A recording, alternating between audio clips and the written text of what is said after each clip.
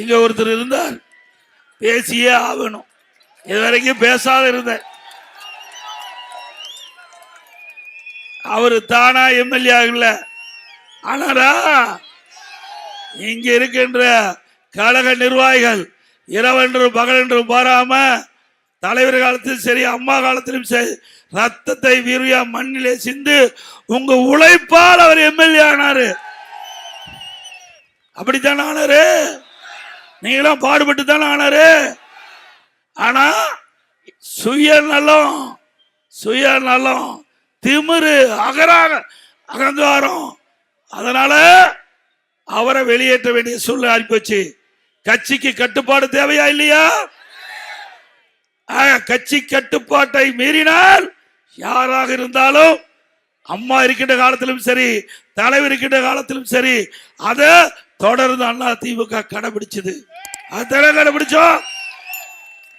இந்த கோபிச்செட்டிப்பட்டி நகரத்தில் ஒருத்தர் கூட எனக்கு அடையாளம் தெரியாது. அப்படி வச்சிருந்தார்.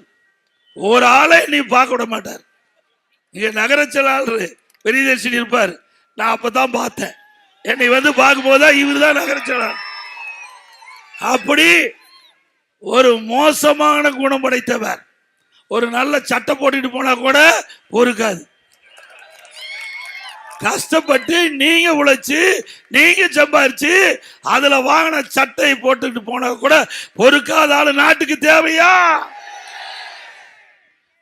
சிந்திச்சு பாருங்க. இன்றைக்கு அவர் செங்கோட்டையன் இருக்கின்ற வரை யாராவது நிம்மதியா வாழ முடிஞ்சுதா? இந்த பகுதியில் இருக்கிற சிந்து ரவிச்சந்திரனை போட்டி கட்டி அனுப்பிச்சிட்டார். அப்புறம் டிஸ்ட்ரிக்ட் சேர்மன் திரு கந்தசாமி, என்ன ஆம்புலன்ஸா விடுங்க, வழி விடுங்க, போயிட்டு போகுது, வழி விடுங்க தம்பி, போகட்டும். ஆக அவர் என்ன செஞ்சார் பாவம்? டிஸ்ட்ரிக்ட் சேர்மனே கட்சி விட்டு போறாங்கன்னா இவர் எப்படிப்பட்டவரா இருப்பார்? அவ்வளவு கீழ்த்தரமா பேசக்கூடிய மனிதர் இந்த செங்கோட்டையன். அப்படித்தானே? இந்த மரியாதை கொடுத்தாலும் பிரயோஜனம் இல்லை. மரியாதை இல்லாத ஒரு மனிதர். அப்படித்தானே?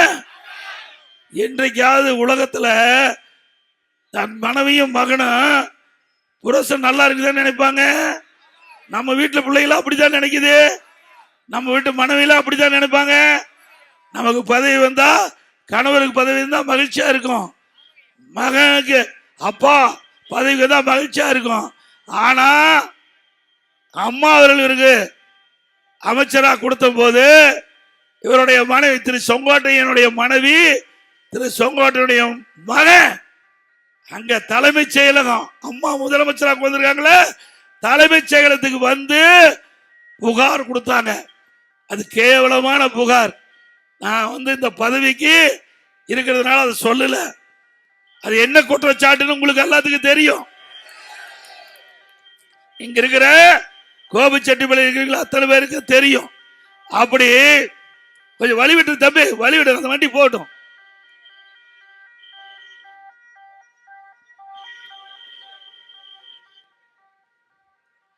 ஆக ரெண்டு பேரும் நான் கீழே தான் இருக்கிறேன். செங்கோட்டையனுடைய மனைவி அவர்களும் அவருடைய மகனும் போய் அம்மா கிட்ட பேசினாங்க. பேசிக்கிட்டு படிக்கிறது கீழே இறங்கி பதவி போயிட்டு பதவி உருவிட்டு விட்டாங்க. அம்மாவுக்கு விசுவாசமானவனா? அம்மாவுக்கு விசுவாசமா இருந்தா பதவி எடுப்பாங்களா? யாரு கம்ப்ளைண்ட் பண்ணது? இங்க நகர செயலாளர் கம்ப்ளைண்ட் பண்ணல, ஒன்று செயலாளர் கம்ப்ளைண்ட் பண்ணல, தொகுதியில் இருக்கிற மக்கள் கம்ப்ளைண்ட் பண்ணல, தன்னுடைய மனைவி மகன் அப்படி ரெண்டு பேரும் இவர் மேல புகார் கொடுத்து, அது என்ன புகார்னு நீங்களே தெரிஞ்சுக்க. இவர் எப்போ ஏற்பட்ட ஆள் உங்களுக்கு தெரியும், தெரியுமில்ல? அதை நான் சொல்லக்கூடாது, ஏன்னா என்னுடைய பதவிக்கு அது சரியா இருக்காது. ஆக அந்த புகார் கொடுத்த உடனே அம்மா உடனடியா நீக்கிட்டாங்க. பிறகு என்னை அழைச்சி சொன்னாங்க, இப்படிப்பட்ட ஆளு கட்சியில வச்சிருக்கதே தப்பா போச்சு. நான் வந்து ஒரு குடும்பத்துல மனைவியும் மகனும் என் வாழ்க்கையில புகார் கொடுத்தது இவரு தான் அப்படின்னாங்க. வேற யாரும் புகார் கொடுக்கல. யாரு ஒரு கிளை செயலாளர் மேல கூட அவருடைய மனைவியும் மகனும் கொடுக்கல. வேற எந்த ஒரு கட்சியுடைய பொறுப்பு இருக்கிறவங்க மீது அந்த குடும்பத்தை சேர்ந்து புகார் கொடுக்கல. ஆனா ஒரு அமைச்சரா இருக்கிறவரு, பல முறை எம்எல்ஏ இருந்தவரு, அவர் மீது அவருடைய மனைவியும் மகனும் வந்து புகார் கொடுக்கறன்னா இவரெல்லாம் மோசமான மனிதர்னு அம்மா சொன்னாங்க.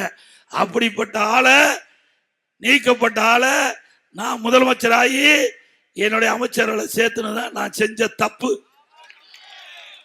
இல்லைன்னா வீதியில போன கையெடுத்து கும்பிடுறதுக்கு யோக்கி இருக்குது அந்த ஆளுக்கு.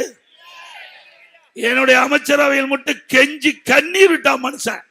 இப்பெல்லாம் எதை பேசுறான், வாய் கொழுப்புல பேசிட்டு இருக்க அந்த மனுஷன். நீ அழுது எனக்கு தெரியாதா? நீ வடிச்ச கண்ணீர் தெரியாதா? நீ இருக்கும்போது, நீ முதலமைச்சர் இருக்கும்போது எனக்கு ஒரு வாய்ப்பு கொடுக்கலீங்கன்னா வேற யாரு கொடுக்க போறா? உண்மையால எனக்கு வந்து ஒரு காலத்துல நல்ல நண்பராக தான் இருந்தார். நான் இல்லைன்னு நான் மறுக்கல. நான் வந்து இவர் மாதிரி போய் பேச வேண்டிய அவசியம் எனக்கு இல்லை. நான் வந்து அந்த நட்பின் அடிப்படையில் நான் கொடுத்தேன். அந்த மரியாதை உனக்கு இருக்குதா? நன்றி மறப்பது நன்றன்று, நன்றே அல்லது அன்றை மறப்பது நன்றுன்னு 2000 முன்னே ஐயன் திருவள்ளுவர் சொல்லிட்டு போனார். இது மாதிரி மனிதர்கள் எல்லாம் மன்னிக்க முடியுமா? அப்புறம் சொல்றார், இங்க அத்திக்கடை அவனாசி திட்டம் எத்தனை வருஷமா நீங்க போராடிட்டு இருக்கிறீங்க? 66 ஆண்டு காலம் போராடிட்டு இருக்கிறீங்க. இது வர வேணும். வறட்சியான பகுதி, அங்க இருக்கிற ஏரி குளம் குட்டையெல்லாம் நிரப்ப வேணும். நிலத்தடி உயர வேணும். விவசாய தேவை நீர் கிடைக்க வேணும். குடிப்பதற்கு தேவை நீர் கிடைக்க வேணும். அம்மா இருக்கும்போதே கொண்டு வர நினைச்சாங்க. அம்மா மறைந்த பிறகு நானும் ஒரு விவசாயி. அதனால விவசாயியுடைய கஷ்டத்தை உணர்ந்து மாநில அரசாங்கத்தினுடைய நிதி, ₹1 மத்திய அரசாங்கத்தினுடைய நிதி இல்ல, முழுக்க முழுக்க நம்முடைய மாநில அரசாங்கத்தினுடைய நிதி 1652 கோடி நிதி ஒதுக்கி, 1652 கோடி நிதி ஒதுக்கி திட்டத்தை நிறைவேற்றணும். அங்க அடிக்கல் நாட்டுறேன். பணி வேகமா நடந்துட்டு இருந்தது. கொரோனா காலம் பணி தடைப்பட்டது. மீண்டும் பணி துவங்கப்பட்டது. ஆட்சி மாற்றம் வந்த பிறகு இவர் வந்து நிறைவேற்றப்பட்ட திமுக ஸ்டாலின், திமுக தலைவர் ஸ்டாலின் வந்து நாம பெற்ற பிள்ளைக்கு அவர் பேர் வச்சுட்டு போயிட்டார். நாம கொண்டாந்து திட்டத்துக்கு அவர் திறந்துட்டு போனார். அதுக்கு பிறகு அங்க இருக்கிற விவசாயிகள், பல விவசாய அமைப்புகள், பல கட்சி ஆச்சரியம் இல்லாம திமுக, காங்கிரஸ், கம்யூனிஸ்ட், அதே போல விவசாய சங்கத்தை சேர்ந்தவர்கள் என்னை அழைச்சி நாங்க எல்லோரும் ஒன்னா சேர்ந்துதான் போராட்டம் நடத்தணும். அதனால எல்லோரும் சேர்ந்து உங்களுக்கு வரவேற்பு கொடுக்கிறோம், நன்றி செலுத்தணும் சொல்லி அழைப்பு கொடுத்தாங்க. அதுக்கு இவர் வரல. கேட்டா அம்மா படமும் தலைவர் படம் இல்லைன்னு பொய்ய சொல்லி வர மறுத்துட்டார். என்ன, இந்த பகுதி மக்கள், இந்த தொகுதி மக்கள், அவர்களுக்கு ஏரி குளம் குட்டையெல்லாம் நிரப்புவதற்காக கொண்டு வந்த திட்டம். இந்த தொகுதி எம்எல்ஏ அதுல வந்து கலந்துக்கல. பொறாம, இப்படி பொறாம பிடிச்சால் நாட்டுக்கு தேவையா? யார் அவருடைய தொகுதி? சிந்திச்சு பாருங்க. அவருடைய தொகுதியிலேயே அவர் இந்த நிகழ்ச்சியில வந்து கலந்துக்கல. யார் ஏற்பாடு செய்யறது? எதிர்கட்சிகள், எதிர்கட்சி சேர்ந்த தலைவர்கள் ஏற்பாடு பண்ணிக்கிட்ட கூட்டம். அவருக்கு இருக்கின்ற உணர்வு கூட உனக்கு இல்லையே. அவருக்கு இருக்கிற உணர்வு கூட இல்லையே. ஓட்டு போட்ட மக்கள், அந்த மக்கள் இன்றைக்கு வளமா செழிப்பா வாழ்வதற்கு தான் இந்த அத்திக்கடை அவனாசி திட்டத்தை கொண்டாந்த. அந்த திட்டத்தை கூட வந்து கலந்துக்கல. அப்புறம் கேட்டா அம்மா படம் இல்ல, நான் வரலைன்னு. நீ எங்க நீங்க அம்மாவை மதிச்ச? பாருங்க, பள்ளிக்கூடத்தில் போய் சைக்கிள் கொடுக்கிறார். யார் படம்? கருணாநிதி படம், ஸ்டாலின் படம். யோகி இது எப்படி இருக்குன்னு பாரு. செங்கோட்டையனோட யோகி இது பாரு. இந்த பக்கம் கருணாநிதி படம், இந்த பக்கம் ஸ்டாலின் படம். கருணாநிதி படம், ஸ்டாலின் படம் சைக்கிள் கொடுக்கறதுல. இவர் நாட்டு மக்களுக்கு நன்மை செய்யறவரா? அப்பவே பிடிஎம்க்கு போயிட்டாரு. நான் கண்டுபிடிச்சிட்டேன், நீ திமுகவுடைய உளவாளியா இருப்பதுன்னு கண்டுபிடிச்சாச்சு. என்னைக்கு திரு கருணாநிதி படத்தையும் திரு ஸ்டாலின் படத்தையும் போட்டுட்டு போய் நீ விலையெல்லாம் சைக்கிள் மாணவி கொடுத்தியோ, அப்பவே உன்னுடைய முகத்தை கண்டுபிடித்து விட்டோம். நீ சரியான ஆள் இல்ல, அண்ணா திமுக விசுவாசி இல்ல, அண்ணா திமுக உள்ளே இருந்து குழி தோண்டி புதைக்கின்ற ஒரு உளவாளியாக இருக்கிறது கண்டுபிடிக்கப்பட்டு விட்டது. ஆகவேதான் அடிக்கடி ஸ்டாலின் சந்திக்கிறது. சட்டமன்றத்தில் ஒரு வார்த்தை கூட திமுக ஏத்து பேசுறதே கிடையாது. திமுகவை ஆக மனசுக்குள்ள இருக்கிறதெல்லாம் இப்ப கக்கிட்டு இருக்காரு. இவரை வச்சிருக்கலாமா? நல்லா சத்தமா சொல்லுங்க. ஆக இப்படிப்பட்ட ஆள் மன்னிக்க முடியாத ஆள். இவருக்கு ஓட்டு போட்டு அந்த ஓட்டை பெற்று தந்தவர்கள் நீங்க தானே ஓட்டு போட்டு அவரை ஜெயிக்க வச்சீங்க. உங்களுக்கு விசுவாசமா இருக்கணும்ல. இப்ப எங்க போயிட்டாரு? அங்க போய் துண்டை அணிவிக்கிறாரு. கேவலம் துண்டை போய் வாங்குறாரு. இப்ப யாரு போட்டா வச்சிருக்காரு?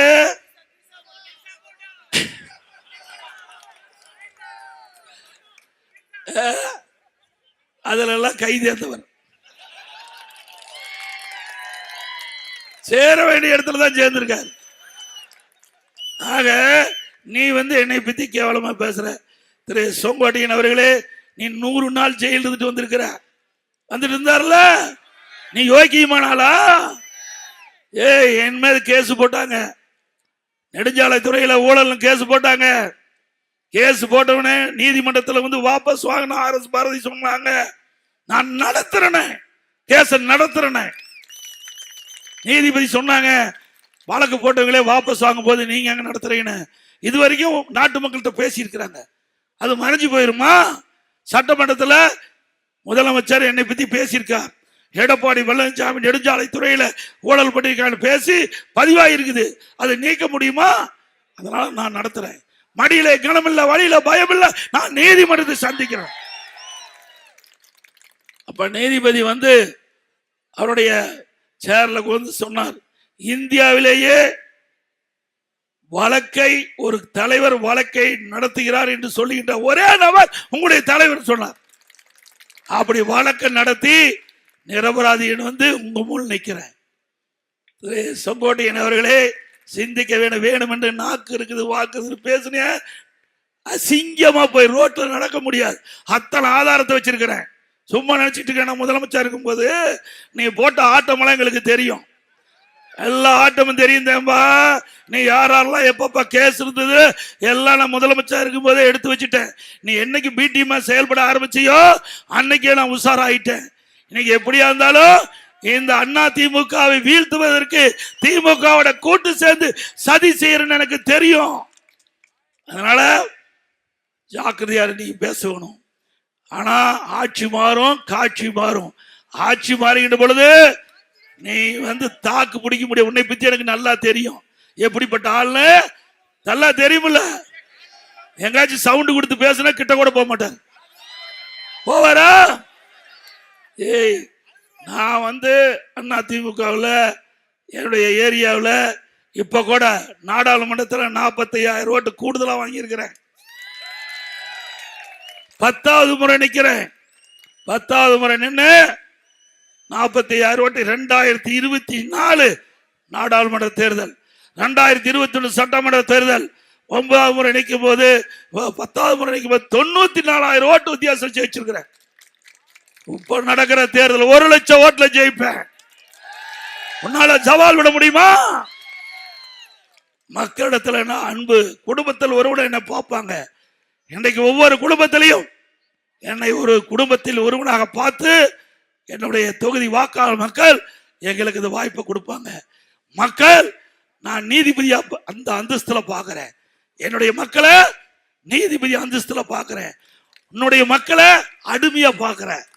உன்னுடைய மக்களை அடிமைத்தனமா வச்சிட்டு இருக்கிற. எங்களுடைய ஒன்றியச்சால், நகரச்சால், பேரூராட்சியால் தனி சுதந்திரமா செயல்படுவாங்க. யாருடைய கட்டுப்பாட்டிலும் கிடையாது. இங்க அப்படியா இருக்குது? சில ஒன்றியச்சால் இப்பதான் உங்ககிட்ட போட்டோ எடுக்கிறேன். எப்படி பொதுச் செயலாளர்கிட்ட இப்பதான் போட்டோ எடுக்கிறேன்னா எப்படி கட்சி வச்சிருக்காரு பாருங்க. எவ்வளவு மோசமான ஆளு, கொடுமையான ஆளு. பச்சையா பேச ஆரம்பிச்சிருவேன். என்னுடைய பதவி இருக்கிறதுனால அடக்கி வாசிக்கிறேன். செங்கோட்டையன் அவர்களே, நான் எப்பேற்பட்டவன்னு உனக்கு தெரியாது. என்னுடைய முகம் ஒரு பக்கம் தான் பார்த்திருக்கிறேன், இன்னொரு பக்கம் பார்த்ததில்லை. எதுக்கும் துணிஞ்சவன், நல்லா ஞாபகம் வச்சுக்க. எதை பத்தியும் கவலைப்படாதவன், திரு ஸ்டாலினுடைய இதிலே விரல் விட்டு ஆட்டுவன். என்னுடைய கேள்விக்கு அவரே பதில் சொல்ல முடியாம தடுமாறி கொண்டிருக்கிறார். எவ்வளவு பெரிய கட்சி, இன்றைக்கு தாய் இல்லாத பிள்ளை மாதிரி நாம் இருக்கிறோம். இப்ப ஏற்பட்ட கட்சியை உடைக்க எவ்வளவு முயற்சி செஞ்சாங்க, நீ அதுக்கு எவ்வளவு துணை போன, எல்லாமே தெரியும். தெரிஞ்சு உன்னை நான் வச்சுக்கிட்டு தான் இருந்தேன். ஏன்னா ஆக ஒரு பண்பா இருக்கணும், ஒரு மக்களிடம் பண்பா இருக்கணும். ஒரு கட்சி தலைவர் எப்படி பேசணும்னு வரையறை முறை செய்யணும். அதை விட்டுட்டு வாய்க்கு வந்த மாதிரி சொந்த பிரச்சனைகளை வேறு திட்டமிட்டு ஒரு தவறான கருத்து. இதுக்கு எனக்கு பக்கத்தில் பல கோடி ரூபாய்க்கு எங்கேயும் மில்லு இருக்குதான். எங்க சம்மந்தி ஃபேக்டரியா, அவர் எங்காச்சும் சண்டை பண்ணி விட்டுறாத. அவர் 1997 கட்டி வச்சிருக்காரு. 1900 இன்னொன்னு எங்க பையனுடைய சகலை அவர் 96 கட்டி ஓடிட்டு இருக்குது. அப்ப எங்களுக்கு அவருக்கு சம்மதம் இல்லை. 20 வருஷம் கழிச்சுதான் என் பையனுக்கு கல்யாணம் பண்ண. அந்த சொத்தை பரவாயில்ல சொல்லு, அப்பதான் கடன் கொடுப்பான். கடன் கொடுக்குறவங்க கூட இப்பெல்லாம் எடப்பாடி பழனிசாமிக்கு பணம் கேட்டா கொடுக்க மாட்டேங்கிறான். இந்த ஃபேக்டரி இன்னும் 2 ஃபேக்டரி சேர்த்து சொல்லு, நல்லா இருக்கு. ஏன்னா நமக்கு அப்பதாங்க பெருமை. ஏதாவது ஒரு 4 பேருக்கு கடன் வாங்கி கட்சிக்காரன் கொடுக்கணும்ல. நீ ஓட்டு வீட்டுல இருந்து எப்படி பங்களா கட்டின, கோபிச்செட்டிப்பாளையம் தெரியுமில்ல? 30 ஏக்கரால் எப்படி காலேஜ் வந்தது, கதிர் காலேஜ் எப்படி வந்தது? என்ன மரம் காய் காய்ச்சுதா, பறிச்சியா? சொங்கோட்டையன் அவர்களே, நான் வடக்க தேவை, உனக்கு வயதுக்கு தகுந்த மாதிரி பேச்சு தேவை. என்னால விசில் அடிக்கிறது போனா அப்படித்தான் பேச்சு வரும். பேச்சு இருக்கிற இடத்துல இருந்தா நல்ல பேச்சு வரும். ஆனா இடம் மாறுனா அதுக்கு தகுந்த மாதிரி தான் அந்த கருத்து வெளிப்படும்.